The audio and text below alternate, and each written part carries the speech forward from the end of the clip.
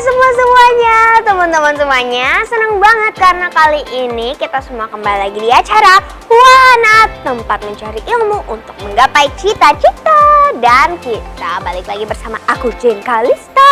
Nah, pokoknya Jane mau pesenin ya buat semuanya, kalian jangan lupa harus tetap semangat, tetap aktif dan juga kreatif, karena itu semua adalah ciri-ciri anak Indonesia, yaitu kita semua.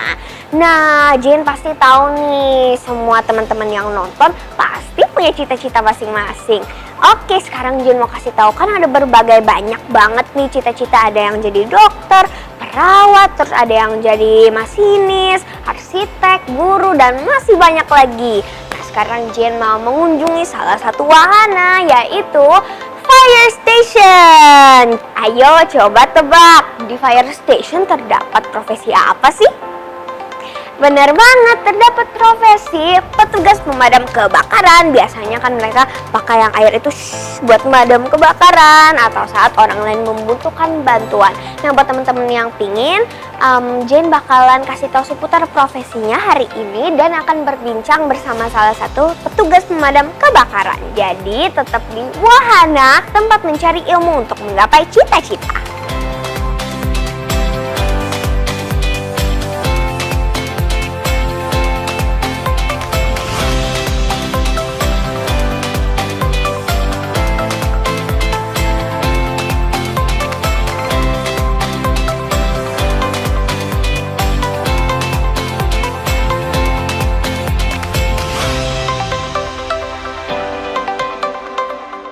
Wahana, tempat mencari ilmu untuk menggapai cita-cita. Oke, sekarang Jane udah pakai ini nih, ada helmet sama alat-alatnya petugas kebakaran. Dan di samping Jane pas banget nih ada tamu yang spesial banget. Ada Pak Sugeng, yaitu salah satu petugas pemadam kebakaran di salah satu pemadam kebakaran di Jakarta. Oke, ini tuh episodenya bakalan seru banget karena kita bakalan ngebahas tentang alat-alat dan kesehariannya petugas pemadam kebakaran. Oke, jadi Pak Sugeng, Jane sekarang pertama mau nanya nih, misalnya kalau teman-teman di rumah ada yang pengen menjadi petugas pemadam kebakaran, itu kira-kira mereka harus siapin apa sih? Ya, salah satu persyaratan ingin menjadi petugas pemadam kebakaran yaitu satu, sekolah yang pintar, ya. Kedua, berbadan sehat, ya. Ketiga, tidak takut ketinggian, ya. Tidak takut gelap, dan tidak takut ruang yang sempit. Oke. Ya. Jadi gitu tuh, jadi pertama harus rajin, harus pinter sekolahnya tuh. Terus habis itu yang kedua harus badannya sehat. Dan nggak boleh takut sama gelap, nggak boleh takut akan ruangan sempit, dan juga nggak boleh takut akan ketinggian gitu. Dihafalin ya kalau misalnya mau jadi pemadam kebakaran. Oke, selanjutnya Jin mau nanya nih, kira-kira alatnya apa aja sih yang digunakan untuk memadam kebakaran? Alat yang untuk pemadam kebakaran itu salah satunya karung goni bisa, yang tradisional ya. Kita yang biasa diutamakan yang sebelum pemadam kebakaran itu bisa kita gunakan yaitu karung goni ataupun selimut-selimut, handuk, ya kan.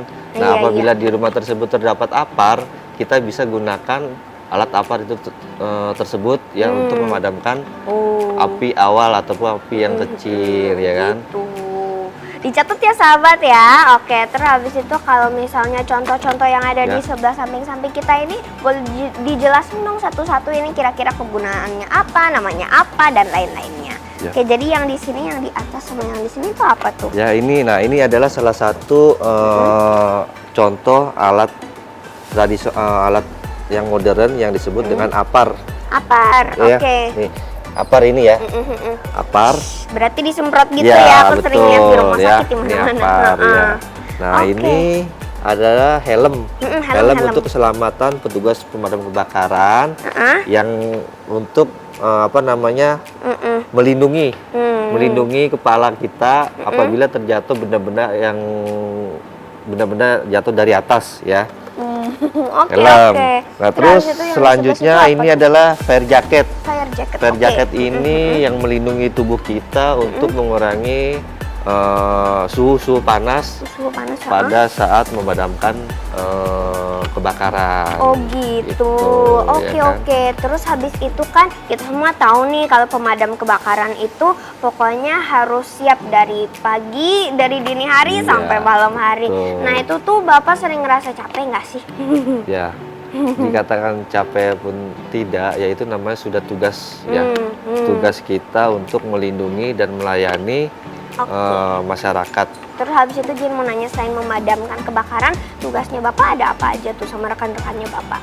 Kerja kita selama kita di pos gitu ya, kita itu melakukan salah satu pelatihan ya, seperti tali menali, ya kan, terus melakukan pemadaman, ya kan, gelar burung selang, ya kan, terus latihan fisik dan olahraga. Oh gitu. Terus habis itu biasanya kalau tugas-tugasnya kayak menanggulangi bencana-bencana gitu ada apa aja tuh Pak? Misalnya Bapak ngapain gitu? Oh, kalau menanggung bencana itu kita contohnya itu yaitu contoh bencana banjir ya. Oh iya. Ya, bencana banjir itu kita melakukan evakuasi ya ke rumah-rumah, yaitu salah satu mengevakuasi penghuni rumah yang ada di rumah tersebut yang terkena musibah banjir, bencana banjir gitu kan. Oh gitu. Misalnya gempa bumi gitu Gempa gimana bumi. Pak? Nah, gempa bumi kan kita melakukan evakuasi korban ya apabila korban tersebut di dalam gedung ataupun di ruangan rumah. Oke, nah gitu. Jadi pemadam kebakaran itu banyak banget tugasnya. Jadi kalau misalnya ada teman-teman yang mau bercita-cita sebagai petugas pemadam kebakaran seperti Pak Sugeng, harus siap mental dan fisik dan semuanya. Oke, karena tadi kita udah berbincang seputar alat-alat yang dipakai atau misalnya tugas-tugasnya seorang petugas pemadam kebakaran, selanjutnya kita bakalan ngebahas nih masih sama Pak Sugeng tentang do's and don'ts-nya ketika ada kebakaran ataupun bencana alam. Oke, langsung aja deh kalau gitu, silakan Pak Sugeng memberikan kita semua tutorial, pokoknya semuanya dicatat ya. Ini kalau misalnya terjadi kebakaran di dalam rumah ataupun gempa atau bencana lain-lainnya. Silakan. Ya, kita akan melakukan beberapa penanganan apabila rumah kita terjadi kebakaran. Oke. Ya, pertama itu kita jangan panik. Ya. Benar. Kedua, kita lakukan pemadaman awal dengan peralatan-peralatan yang ada di rumah kita, kayak ya selimut seperti gitu ya? selimut, handuk, ya kan, Oke. dan lain-lain. Ya, ketiga, kita lakukan evakuasi anggota keluarga kita, ya. Lalu yang keempat, apabila sudah terjadi kebakaran yang hebat di ruangan tersebut, itu sudah dikabuti dengan asap, kita harus melakukan perambatan di bawah lantai, ya, karena di situ terdapat udara yang bersih, yang tidak tercemar dari asap-asap kebakaran, ya kan? Lalu ketiga, kita selanjutnya setelah keluar, kita minta pertolongan pada tetangga tersebut, ya kan, ataupun kita bisa menghubungi langsung ke pos-pos terdekat pemadam kebakaran, atau yang bisa kita hubungi call centernya itu 112. Oke, gitu. Tuh dicatat 112. Oke. Oke, jadi aku mau meringkas apa yang tadi Pak Sugeng udah ngomong nih. Tadi misalnya yang pertama, kita pokoknya nggak boleh panik, harus tetap tenang.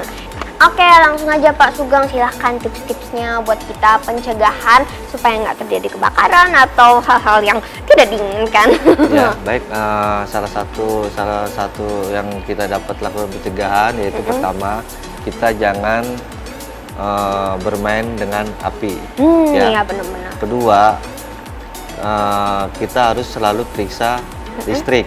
Oh, listrik. Ya, karena listrik itu yang lebih besar, ya, menyumbang sumber dari bahaya kebakaran dibanding seperti gas ataupun benda-benda padat lainnya. Ya kan?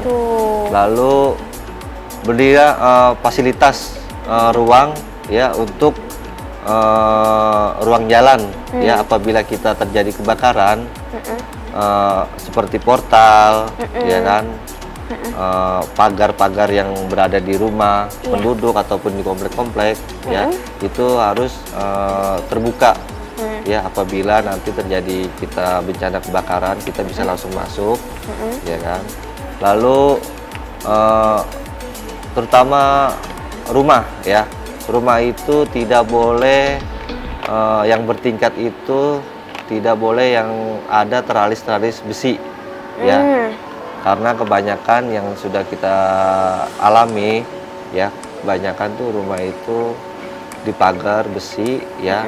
Jadi apabila terjadi kebakaran penghuni rumah itu sendiri sulit untuk melakukan evakuasi ataupun keluar rumah bila terjadi kebakaran, dan petugas pun sangat kesulitan gitu ya kan.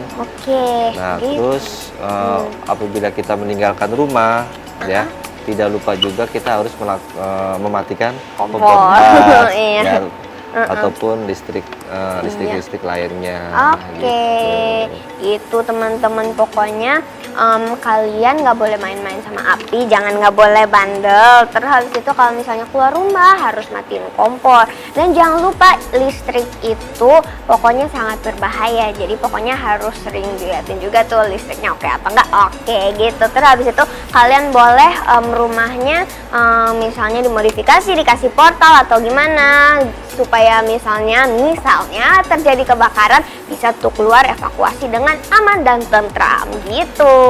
Wah, gimana teman-teman semuanya? Hari ini kita udah dapat wawasan yang sangat banyak dari Pak Sugeng. Makasih banyak ya Pak Sugeng atas kehadirannya dan juga wawasannya.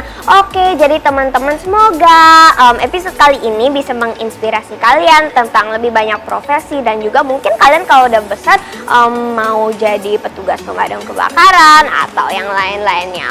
Pokoknya terima kasih banyak udah menonton episode kali ini, dan aku juga mau sekali lagi ngomong makasih ke Pak Sugeng, dan terima kasih ke semuanya yang udah nonton, dan sampai ketemu lagi di episode selanjutnya di Wahana, tempat mencari ilmu untuk menggapai cita-cita.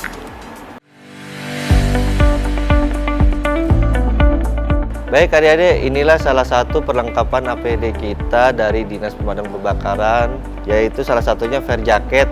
Fungsinya yaitu adalah untuk melindungi hawa panas ya, hawa panas dari api tersebut di TKP ya. APD ini kita melindungi seluruh tubuh kita dari atas sampai bawah. Lalu sepatu ini fungsinya melindungi kaki kita dari benda-benda tajam seperti paku ataupun benda-benda yang panas. Lalu selanjutnya kedua yaitu sarung tangan ya. Sarung tangan ini melindungi tangan kita dari benda-benda panas yang ada di sekitar TKP ataupun tempat kejadian perkara ya. Lalu yang selanjutnya itu yang ini adalah kampak ya. Kampak ini berfungsi untuk melakukan memecahkan kaca ataupun evakuasi di ruangan-ruangan yang terdapat terdapat korban. Selanjutnya fungsi ini untuk melakukan membuka hidran ya, kunci hidran untuk sumber-sumber air yang ada di sekitar kita. Baik, ini adalah salah satu helm ini berfungsi untuk melindungi kepala kita apabila benda-benda yang jatuh dari atas dapat melindungi kepala kita. Ini adalah salah satu alat untuk melakukan pemadaman apabila terjadi kebakaran ya, yang disebut APAR, alat pemadam api ringan, yang jenisnya itu polder dengan ukuran 0,5 sampai 16 kg, dan ini sangat mudah kita operasikan. Cara untuk melakukan pemadaman yaitu pertama kita tarik dulu pen ya, pen. Kedua, lepaskan selang dari ikatan selang ya. Lalu kita tes tekanan ya, Lalu ketiga, kita arahkan ke sumber api dengan cara menyapu dan harus tidak berlawanan dengan arah angin ya. Jadi di situ kita bisa dapat melakukan penyemprotan ya dengan jarak 2 sampai 3 meter ya. Jadi inilah alat yang sangat praktis untuk di rumah ataupun di mobil yang mudah didapatkan